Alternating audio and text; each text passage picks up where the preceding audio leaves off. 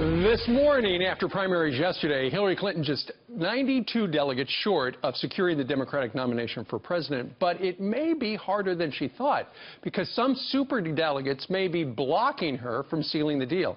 Here to weigh in is 2008 Democratic presidential candidate and a former superdelegate himself, once upon a time, Fox News contributor Dennis Kucinich, who joins us today from London. Good morning, Congressman.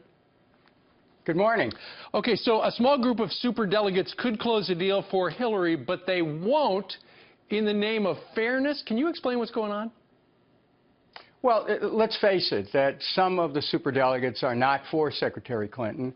Others are being cross-pressured.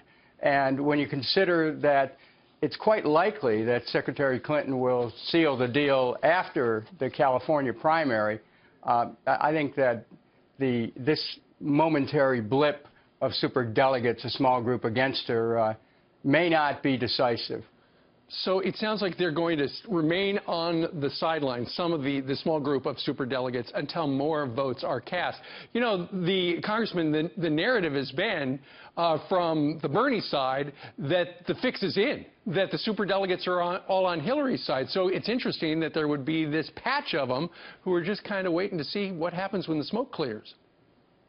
Well, Bernie Sanders has a certain amount of superdelegates who have come from states where he's done very well. What he's trying to do is to create a shift among superdelegates. I don't think he'll be able to do it to gain the nomination, though.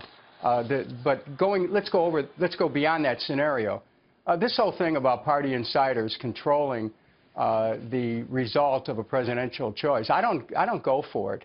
I mean, let the decision be made by people who are pledged delegates coming out of either the primary voting process or the caucuses.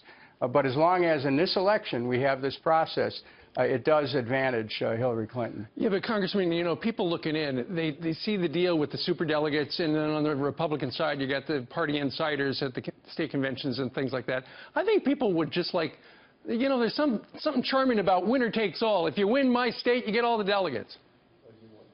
It's true, but the Democrats have decided on the rules that allow for proportional allocation of the delegates. I know, and so the rules are the rules. But I still think that you're probably looking at Secretary Clinton clinching it after California. But let me tell you, even though that may be true based on the mathematics, that Democratic convention in Philadelphia will be a real Donnybrook. It'll be what everyone thought the Republicans' convention was going to be.